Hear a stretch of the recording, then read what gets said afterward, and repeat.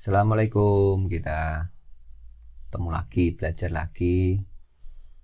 Setelah kemarin belajar tentang apa ya ini, ya sudah kita ulas tentang medan listrik, menentukan medan listrik bagaimana, contoh-contohnya ini. Sekarang kita lanjutkan lagi ke divergensi, divergensi dan curl medan listrik. Oke. Garis-garis medan dan fluk medan listrik. Medan listrik pada suatu daerah terdapat di mana sumber dideskripsikan melalui garis-garis medan. Jadi indikatornya nanti medan listrik itu dideskripsikan dengan garis-garis medan yang dihasilkan oleh suatu muatan sumber ini ya. Nah, di sini misalkan kita ada muatan positif, karena ada muatan apalagi negatif kan gitu ya. Nah, contohnya ini muatan positif. Ini muatan yang positif, dia arah medannya di sekitar muatan itu adalah menjauhi. Nah, ini ke sana, berarti di sini ke sana, menjauhi muatannya. Kalau yang di sini muatan negatif, berarti dia arah medannya menuju ke muatannya seperti ini. Ya, ini ada panah-panahnya itu juga toh. Nah, itu adalah garis-garis medan pada muatan tunggal. Nah, sekarang bagaimana kalau ada muatan-muatan yang berpasangan seperti ini? Muatan titik yang berlawanan jenis. Nah, berpasangan ada plus min, maka ada interaksi medan yang arahnya tadi ke sana. Dia akan tertarik ini, sedangkan yang ini tadi misalkan kemana ini tadi, ini ke sini ya. Nah, ini ke sini, ini akan berinteraksi sehingga nanti akan modelnya seperti ini. Kalau yang muatannya sejenis positif-positif atau negatif-negatif, nanti akan terjadi tolakan seperti ini. Gitu ya. Oke. Itu gampang, itu sudah ada di fisika dasar. Kemudian fluk medan listrik menyatakan tentang banyaknya garis. Nah, sekarang banyaknya garis, ini garis-garis medan ini itu akan menembus luasan tertentu. Nah, luas bidang yang namanya misalkan DA ini. Nah, banyaknya garis medan listrik yang melalui suatu luasan atau menembus suatu luasan itu disebut sebagai flux medan listrik. Flux medan listrik, nanti ada juga flux medan magnetik. Nah, besarnya flux medan listrik, nah ini disimbolkan dengan VE, tergantung pada besarnya medan listrik dalam suatu daerah yang diungkapkan melalui rumusan ini. Berarti ini S integral terhadap surface-nya, surface atau permukaan. Nah, besar densitas berarti kerapatan berarti ada rapatnya, seberapa rapat banyak flux listrik tadi, flux ya benar ya, flux medan listrik tadi ya, itu seberapa rapat. Nah, kerapatannya itu berarti persatuan luas. Nah, ini persatuan luas ini. Nah, ini densitasnya dari flux per luas. Nah, arahnya kemana? Arahnya kok N ini, berarti nanti arahnya adalah di normal bidang. Jadi kalau begini, misalkan ada bidangnya, saya rubah ke sini. Ini adalah normal bidang. Ada flux yang menembus ke sini, misalkan gitu ya. Ada flux ke sini, maka ini nanti akan diurai menjadi komponen yang tegak lurus terhadap bidang atau sejalan dengan komponen apa? Garis normal. Maka vektor satuannya nanti pakai vektor satuan garis normal. Ini adalah normal bidang permukaan. Oke ya. Oke, selanjutnya ini hukum Gauss. Nah, ada hukum Gauss di sini dan divergensi medan listrik. Divergensi berarti divergensi. Nah, divergensi medan listrik. Kalau divergensi. Kemudian ini hukum Gauss-nya, kita langsung saja ke sini ya, gambar aja ini. Flux medan listrik E yang ditimbulkan oleh muatan tunggal Chi. Nah, jadi ada muatan tunggal Chi yang terlingkupi oleh luas permukaan A, hukum Gauss. Nah, ini disebut hukum Gauss. Berarti ada flux medan yang menembus suatu luasan Gauss. Ini misalkan ini namanya adalah luasan Gauss. Ada apa tidak luasan ini? Nah, luasan ini ada bersifat imajinatif. Jadi bisa kita kalau kita menentukan luasan yang medan listrik yang ada di sekitar sini, flux sini, maka luasan Gauss-nya kita sebut ini Kalau luasannya kita sebut di sini, berarti nanti luasannya yang luasan seluas ini. Nah, nanti luasan Gauss itu adalah digunakan untuk mempermudah analisis saja. Hukum Gauss diaplikasikan untuk menentukan. Nah, ini kenapa kita membuat luasan Gauss? Karena nanti bisa digunakan untuk menentukan besarnya medan listrik yang ditimbulkan oleh suatu muatan. Jadi bisa kita gunakan untuk menentukan besarnya medan listrik akibat suatu muatan. Faktor yang perlu dipertimbangkan dalam menentukan besar medan listrik menggunakan Gauss adalah pemilihan permukaan tertutup Gauss. Ini yang saya sampaikan tadi. Kata kuncinya adalah memilih luasan Gauss ini tadi. Nanti kita lihat besarnya medan listrik pada jarak R yang diakibatkan oleh sebuah partikel bermuatan Q yang berada pada sumbu koordinat ditentukan melalui persamaan ini. Besar medan listrik pada jarak R yang diakibatkan oleh sebuah partikel. Jadi kalau kita menentukan besarnya kuat medan listrik pada jarak R akibat satu buah partikel yang muatannya adalah Q yang berada pada sumbu koordinat, misalkan kita posisikan dalam posisi sumbu koordinat, jadi nanti ada vektor posisi dan seterusnya, ditentukan melalui persamaan ini. Berarti integral EdA nilainya sama dengan Q per epsilon 0. Nah, dengan pemilihan permukaan Gauss untuk koordinat bola, nah koordinat Gauss ini tadi adalah bentuknya, luasan Gauss ini tadi adalah bentuknya adalah bola, karena bisa ini misalkan muatan titik di sini, berarti kan dia dilingkupi oleh sebuah luasan Gauss berupa bola, maka luas permukaannya adalah bola. Luas permukaannya adalah bola ini. Nah, dA untuk bola, dia lagi di atas kan ini R kuadrat sin theta d theta d pi r.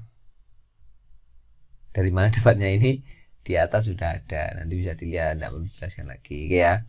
Berarti integral EdA-nya nanti E-nya kita pakai masukkan ini toh, 1/4 pi epsilon 0 sudah tahu, Q per R kuadrat, R capil ini berarti arahnya adalah ke vektor posisi R, kemudian dikali dA, nya dot dA atau dot dA ya, dot dA ini R kuadrat sin, nah ini dot ini kan nanti, nah, jadi satu, maka nanti nilainya tinggal apa ini, Q per epsilon 0.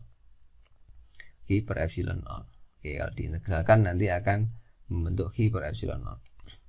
Jika N muatan yang dilingkupi oleh muatan Gaussian tersebut, maka besarnya medan yang dideskripsikan jika ada N muatan, kalau tadi N-nya 1, tunggal, muatan tunggal, melalui banyaknya flux yang keluar melalui permukaan tersebut adalah jumlah total dari medan individual. Berarti kalau ada N-nya ada 1, 2, 3, misalkan 3, berarti ya masing-masing yang Q1 gimana, Q2 gimana, Q3 gimana, hasilnya medannya masing-masing.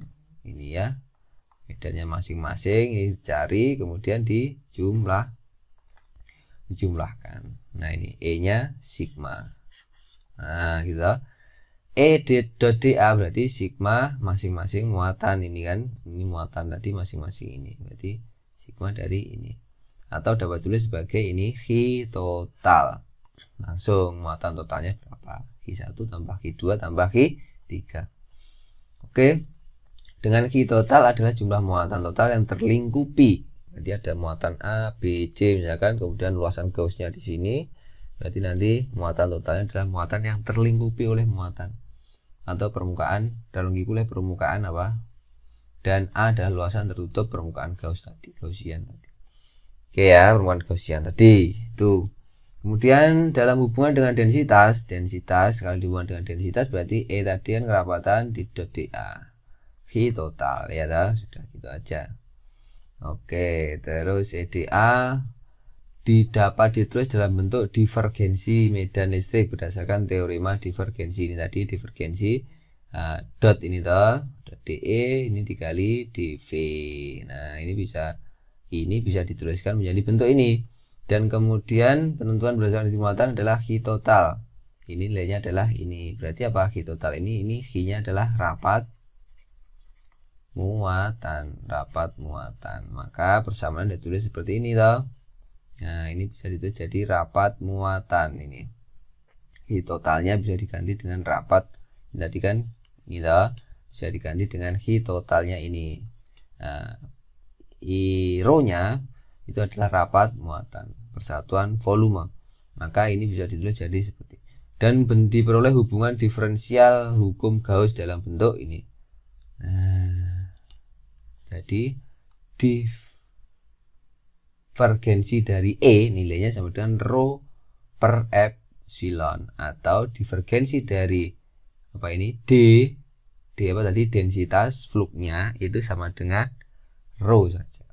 Dari persamaan 210 dan ini A, terungkap bahwa divergensi atau sebaran medan listrik E sebanding dengan distribusi muatan yang menimbulkan medan listrik sebanding dengan distribusi muatannya, ya. Secara fisik dapat dikatakan bahwa terdapat adanya sebaran medan dari suatu sumber muatan listrik ataupun muatan terdistribusi. Berarti muatan titiknya akan menghasilkan apa? Medan. Muatan terdistribusi juga menghasilkan medan. Nah, sekarang tinjauan pada sebuah bola yang tersebar di permukaannya dengan distribusi muatan ini. Distribusi muatan. Coba kalau muatannya terdistribusi, itu bukan muatan titik. Sekarang kalau muatan terdistribusi, contohnya ini contoh muatan yang ada muatan yang terdistribusi.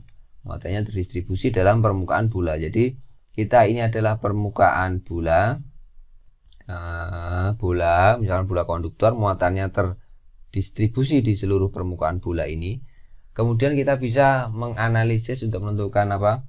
Menentukan medan listrik atau nanti potensial. Kita menentukan dengan cara membuat luasan atau permukaan Gauss. Kalau kita ingin menentukan bagaimana karakteristik di dalam bola, maka kita buat permukaan Gauss yang ada di dalam bola.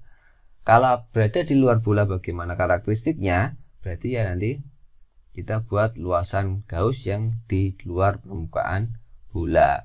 Pada gambar di atas tampak bahwa tidak ada muatan yang terlingkupi oleh permukaan Gauss 1, di mana karena tadi muatannya terdistribusi di permukaan, maknanya adalah luasan Gauss ini tidak melingkupi muatan apapun, karena di dalamnya kan kosong muatannya ini. Kenapa? Karena muatan di bola tadi tersebar di permukaan. Jadi divergensi dari E-nya nilainya adalah 0. Sehingga dapat disimpulkan E-nya sama dengan 0. Maka E di dalam bola nanti nilainya akan 0. Ini kalau di fisika SMA kan sudah ada juga ini, bagaimana menentukan karakteristik bola konduktor. Kalau di dalam bola bagaimana, di permukaan bagaimana, di luar bagaimana. Nah gitu ya. Oke, ini ya paham ya. Jadi langkahnya adalah kita menentukan apa? Permukaan Gauss. Tinggal kita mau melihat apa? Melihat apa namanya? Karakteristik di mana? Di dalam bola atau di luar. Nah, nanti dua ini akan menentukan permukaan Gaussnya yang kita buat. Kalau di dalam bola berarti kita ibaratkan ada luasan ini, maka tidak ada muatan yang dilingkupi. Kenapa? Karena muatannya berada di permukaan. Oke, berarti kalau di permukaan Gaussian 2 ada muatan yang dilingkupi? Ada, karena ini luasannya ini ya toh. Nah, permukaannya ini dan muatannya tersebar di sini. Berarti kan muatan yang ada di sini seluruhnya terlingkupi oleh permukaan Gauss ini. Oke ya. Gaussian 2 melingkupi muatan tersebar dengan distribusi ini. Berarti kan tadi sudah ya.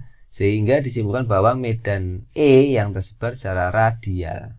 Medan E tersebar secara radial. Radial itu maksudnya gimana? Searah dengan radial. Radial itu radius.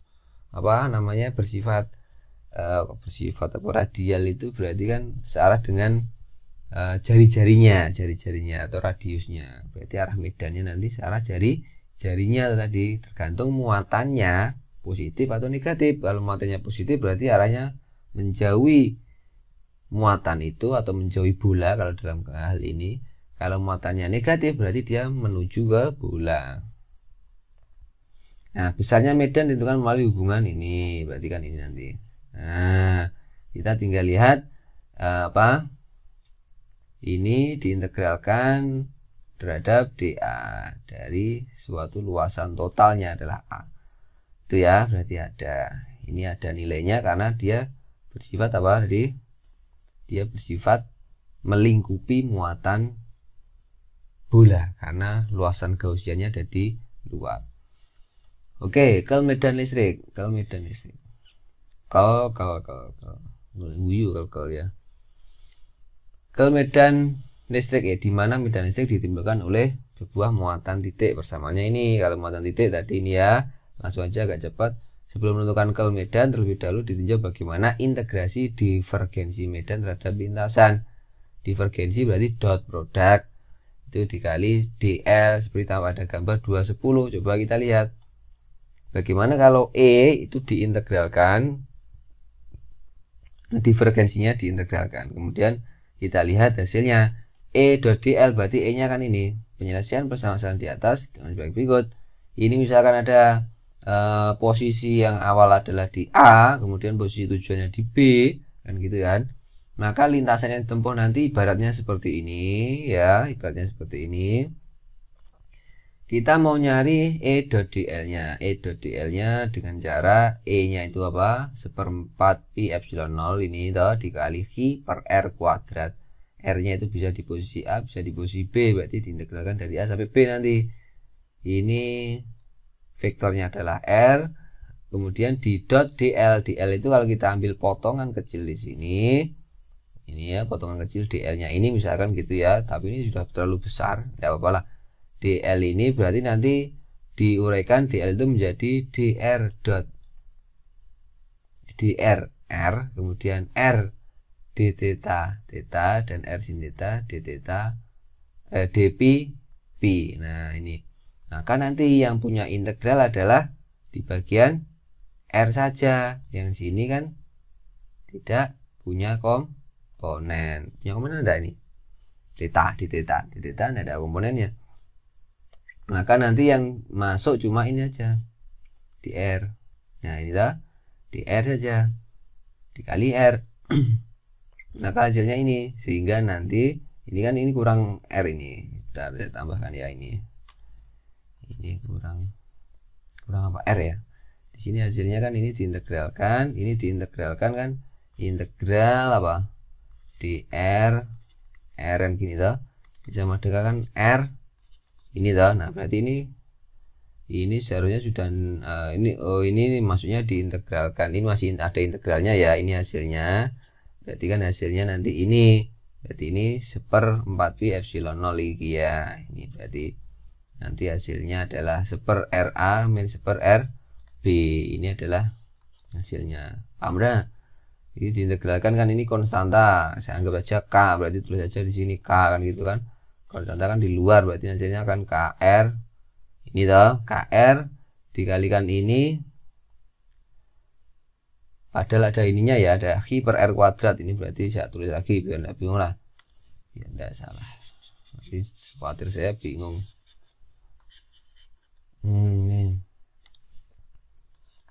Nah berarti ini nanti diintegral jadi apa? 1/4 pi epsilon 0 dikali Q per R kuadrat dikali ini diintegralkan jadi apa? R. Iya dah, R. Nah batasnya dari A sampai B, maka ini dicoret tinggal R saja kan, jadi Q per 4 pi epsilon 0 itu adalah R 1/R ya, R nya kuadratnya sudah hilang loh, B atau RA dikurangi RB. Nah ini kan ini sudah jadi Q. Yes.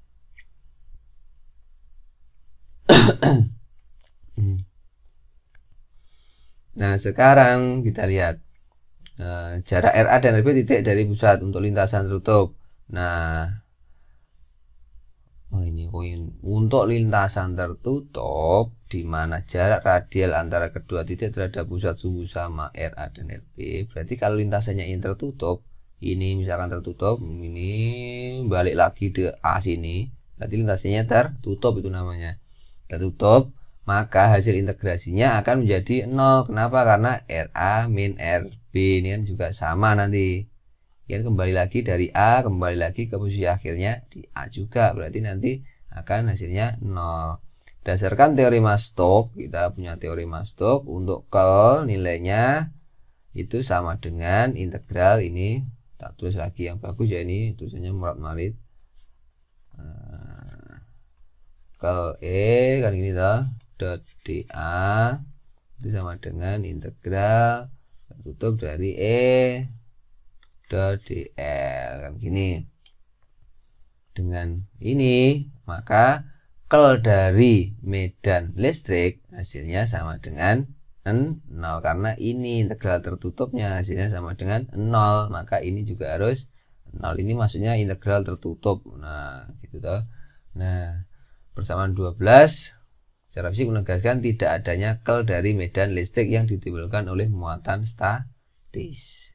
Itu secara fisik seperti itu, berarti muatan statis itu tidak ada curlnya. Oke ya. Oke, potensial listrik sekarang ya, potensial listrik. Itu tadi, nanti contohnya di bawah ada di buku ini. Lebih simple. Nanti kalau mau pendalaman ya di buku yang Edward Purcell tadi yang sudah saya berikan dulu itu ya. Oke, potensial listrik merupakan karakteristik skalar dari medan listrik. Karakteristik skalar medan listrik. Kalau ini tadi apa? Vektor. Berarti ini yang potensial listrik. V itu adalah skalar ini.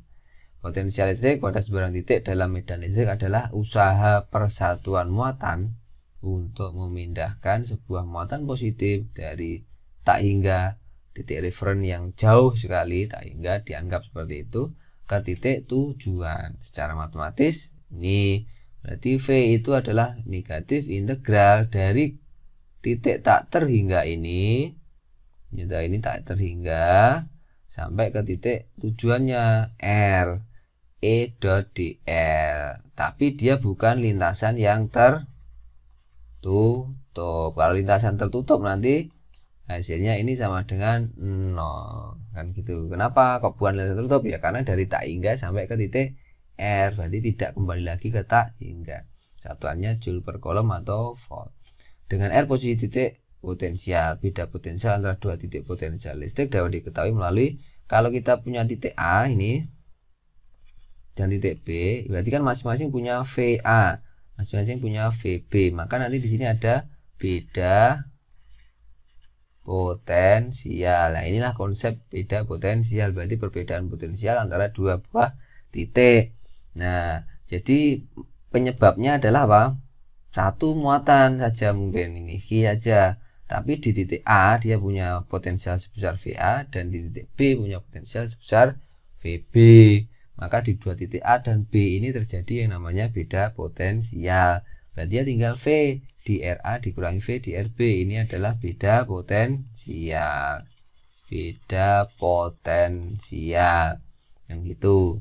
Ini dicari dengan integral RB sampai RA. Nah ini toh. Ini ya. Dipakai konsep integrasi. Nah, nanti batasnya adalah dari RA dikurangi RB. Itu aja. Gampang lah. Batasnya adalah dari RA ke RB. Kalau hanya satu muatan di titik B saja, berarti dari tak hingga nyampe ke titik sini.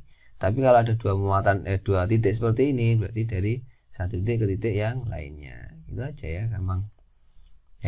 Toh ini hasilnya ini toh, EDL ini hasilnya ini.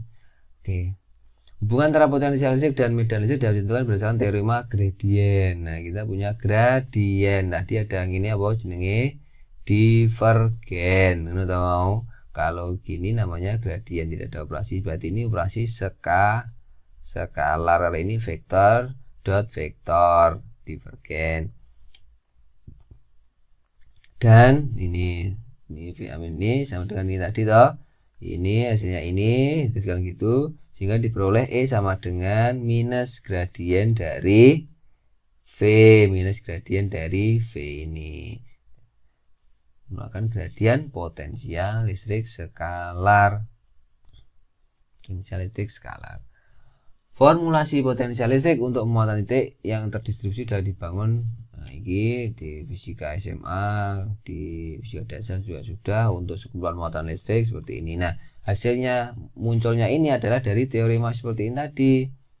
Kalau ada berapa banyak muatan berarti kan tinggal di selisih beda potensialnya. Kalau dicari jumlah di ini plus, jadi nanti hasilnya kan plus ditambah ini. Jadi sigma ini ada banyak muatan yang menghasilkan les medan di satu titik. Nah, ini tadi di satu titik tapi muatannya banyak. Kalau ini tadi di perbedaan potensial di antara dua titik dari satu muatan saja. Jadi ini yang disigmakan adalah jumlah muatannya.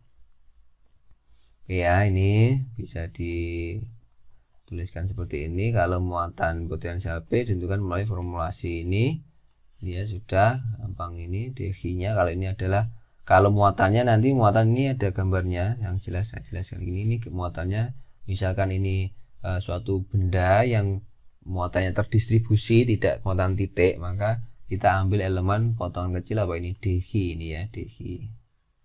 Nah, potongan kecil dari benda yang besar tadi. Maka ini kita integral DG per R. Untuk muatan dengan distribusi volume pada titik P diperoleh besar potensial ini toh. Distribusi volume berarti DG-nya itu sama dengan apa? Rho dikali dV, karena apa? Rho sama dengan DG per dV. Ini rapat mah distribusi ruang. Ini taruh apa namanya?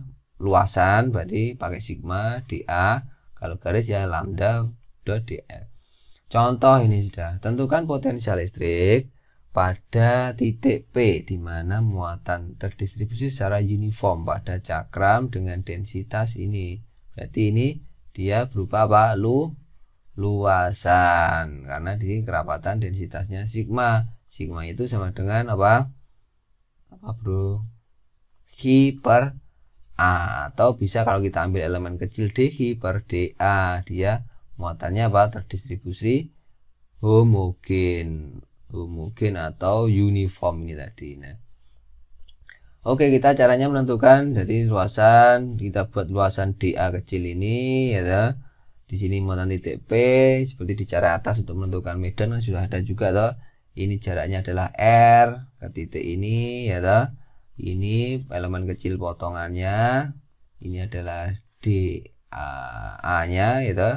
dA-nya di sini ini dr, kita anggap sebagai dr aja ya. Kita anggap sebagai dr. Berarti di sini ada luasan yang kita misalkan sebagai apa ini? dr.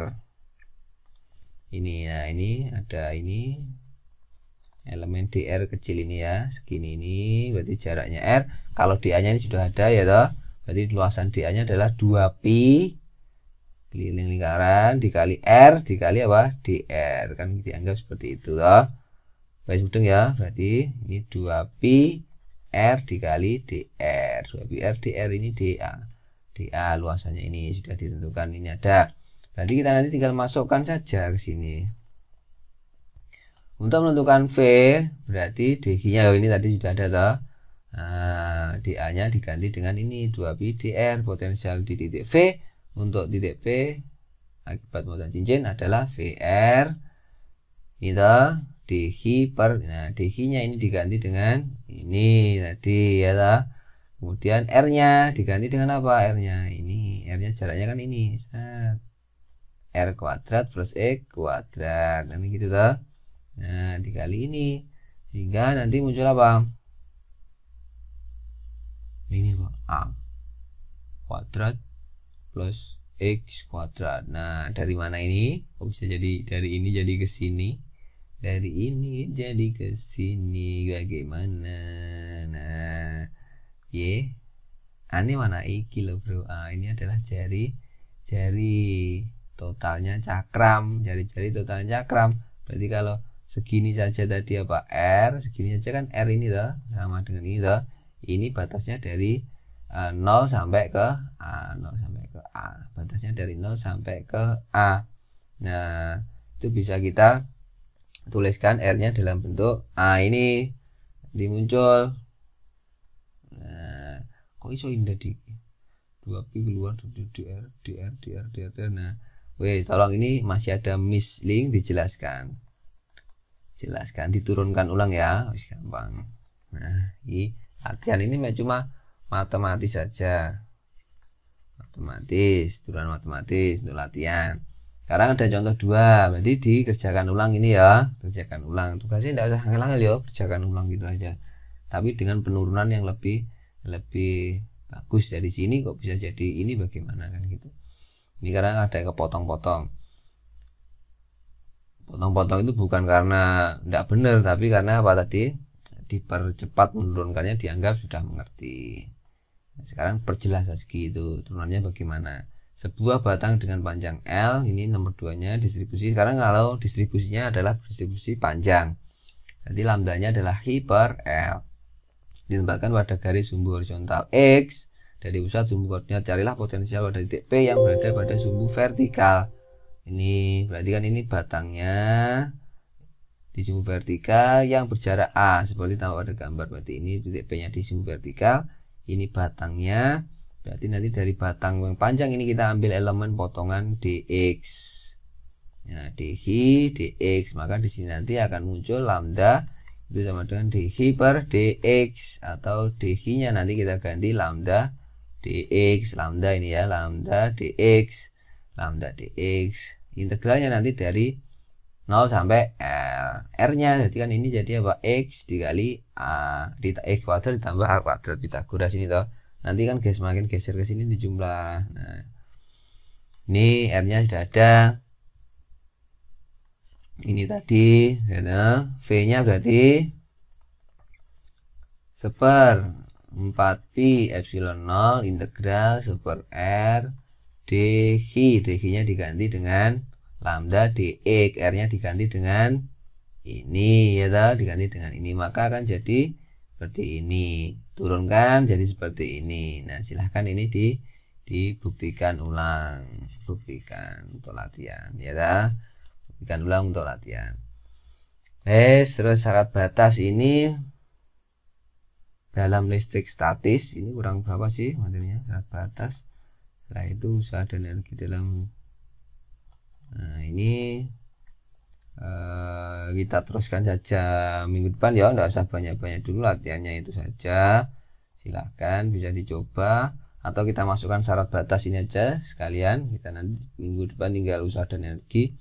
Syarat batas dalam listrik statis, ketika suatu medan listrik melewati suatu permukaan dengan distribusi muatan sigma, jadi ada medan listrik yang melewati permukaan yang di dalamnya itu ada muatannya juga, terdistribusi muatan. Jadi muatannya ini misalkan ini adalah bidangnya, punya rapat muatan A, kemudian ada medan listrik yang menembus ini, maka terjadi yang namanya diskontinuitas medan vertikal. Diskontinuitas medan vertikal.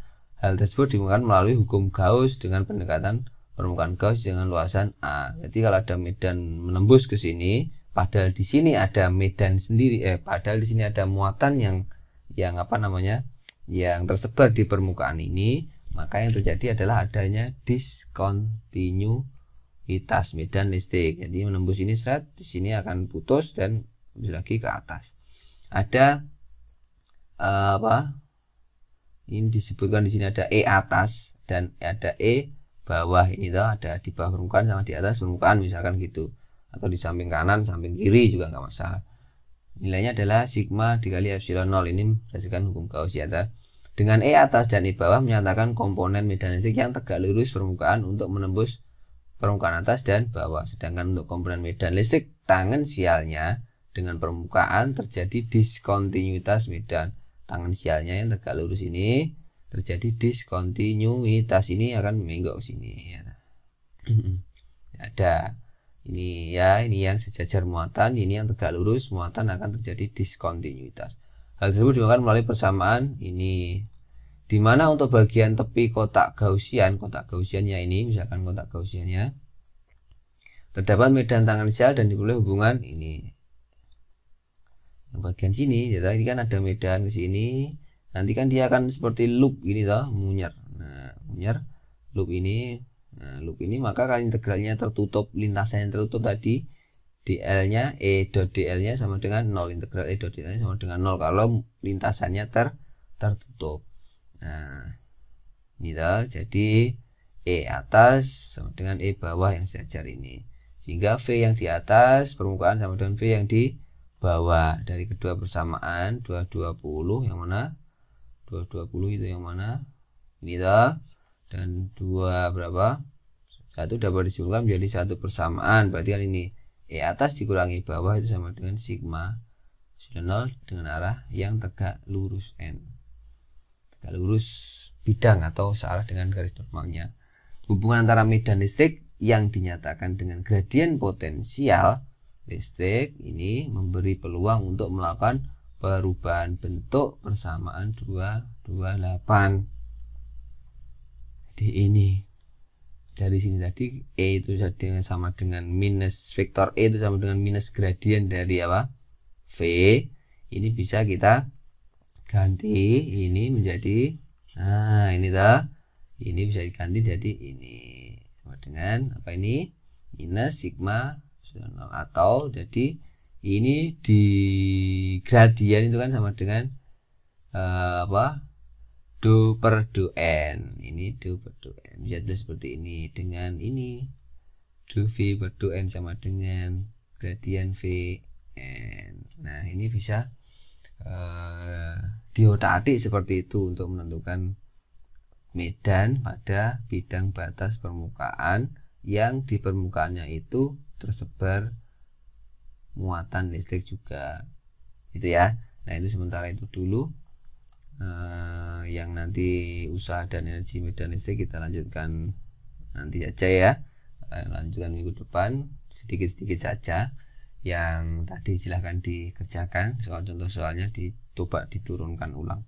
Oke, sementara gitu dulu saya akhiri. Assalamualaikum warahmatullahi wabarakatuh.